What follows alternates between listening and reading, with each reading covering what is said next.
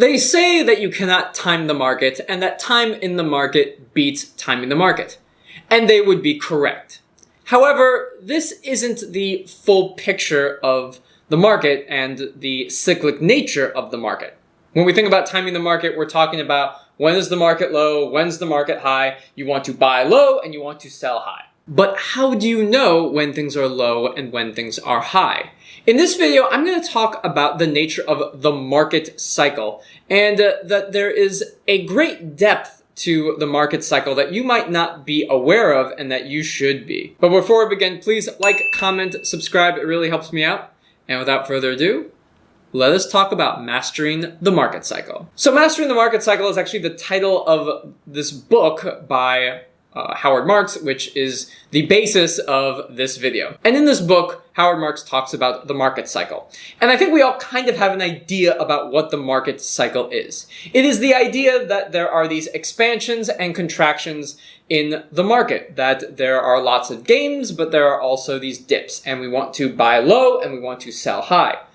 Now, other things that people look at when it comes to understanding the stock market is the economy. What's unemployment like? What's credit like? So we look for all these other indicators and these markers. And so there are actually multiple cycles that you need to be aware of. Most people will look at the general economy, but they also need to be aware of the market cycle, the economic cycle. They need to be aware of the business cycle. And one thing that you might not be aware of that you really need to pay attention to is the credit and debt cycle. You may be watching the market and looking for its peak highs and its lows, but remember, the 2008 recession wasn't caused because Apple was doing good or Tesla stock had tanked.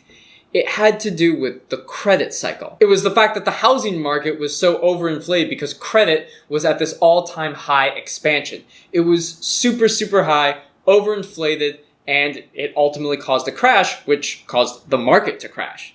So it's not even watching the market, it's actually watching these other things. It's watching the business cycle. How do businesses expand and contract? How does the economy expand and contract? And how does the market expand and contract? Watching these other things, these other indicators, is extremely important, and I highly recommend that everybody be aware of this. You can't time the market, but you can position yourself accordingly. So for example, if we're at the bottom, we're in a recession, what should you do? Well, you should be buying things. You should actually be putting more of your money into stocks and less into fixed assets. And this way, over time, more of your stocks will grow. They'll make gains based on the expansion. And then when things are in the expansion phase, maybe you cut back on the number of stocks that are in your portfolio and you focus more on fixed assets instead. But you need to know where you are in the cycle. You need to know where you are in the market cycle. And that is really one of the biggest and deepest questions that we need to ask ourselves is, where are we?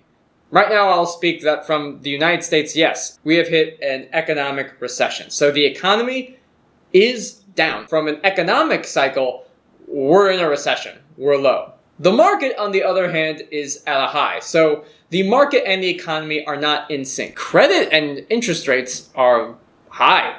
People are issuing out credit. It's easier to borrow money than it has been before. And businesses, in terms of their business cycle, are all on a different spectrum, but I know that a lot of companies, especially the big tech companies, are somewhat in an expansion. They are growing a lot. But that is not necessarily the same for every sector. So you need to keep in mind, how is every sector's expansion and contraction within that business operating? So I spoke about the market cycle and that there are multiple cycles that you need to be aware of. And you also need to understand where we are in that cycle. There are two other very important things. Two other important things that you should be aware of. The expansion and contraction of these cycles are causal in nature. Expansions inherently cause retractions, and retractions inherently cause expansions. So let me give you an example. In 2008, with the housing market crash, it was a credit problem. Credit was easily being given out.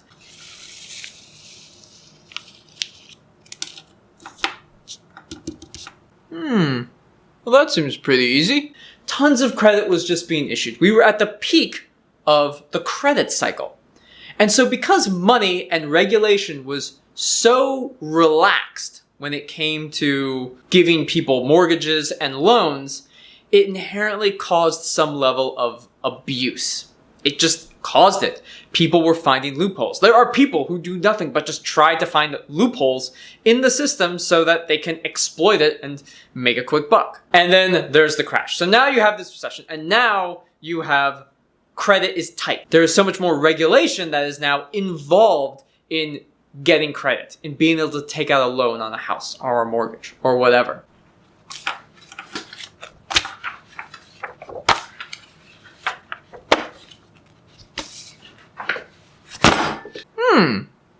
Well, that seems pretty hard. And what happens is now that you're in this recession and it's so difficult, it's harder. It's so much harder for people to borrow money and get homes. So now people are saying, well, hey, we need looser regulations so that people can borrow money and kickstart the economy and stuff like that. And so now all of a sudden the regulations become loose and then credit becomes more freely available. Interest rates start to decrease, things like that. So there is a causal nature behind these things. It's not just credit, but it applies to everything, even within the market cycle itself. The inherent expansion, the rise of stocks also to some extent causes recessions and contractions within the stock market, corrections, so to say. These are inherent causal effects. Sometimes so much optimism just breeds more optimism, and then there's pessimism and markets crash. So I want you to be aware of the causal nature of how these cycles work. Now, the second thing is I have described cycles in the nature of economics, money, personal finance, and investing, but cycles play a huge role in just our lives. Everything in life is cyclic. Even the nature of the governing bodies, the seasons that we have, winter, summer, spring, fall, they are all cyclic. Although if you're in a different part of the world, you may have one or two seasons, but that's okay. It is still cyclic in nature.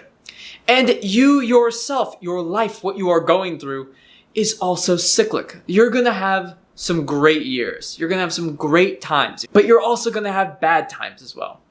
And those things just happen in life. Now, the causal relationship, I think that as we become very successful, it's eventually you're going to hit a stumbling block and you're going to get hit with some bad times. But the bad times also lead you to improve your resolve. You develop some level of fortitude and you get stronger as a result. Be mindful of the nature of cycles, not just in the market, the economy, but also in your own life, and that these expansions and contractions within the cycle are causal in nature. So I've described these things about the cyclic nature of the economy and the market, and then your own cyclic nature of your own life. But here's the question that I pose to you. Where are you in the cycle? Where are you personally in the cycle? I hope I expanded your mind in some way. I hope I taught you something new, something interesting that you might not have thought about. And that not only do these ideas of the cycle, the causal relationship of them that apply to personal finance and investing, but they also apply to your life as well. All right? I hope you enjoyed this video. Please like, comment, subscribe, and I'll see you soon.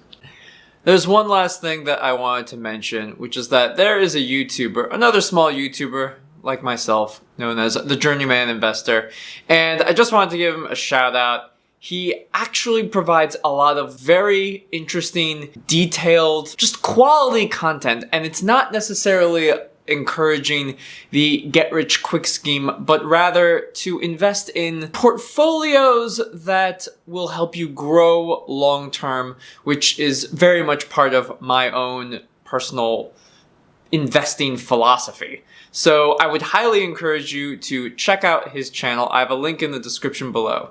All right? Again, I hope you enjoyed this video, and I'll see you soon.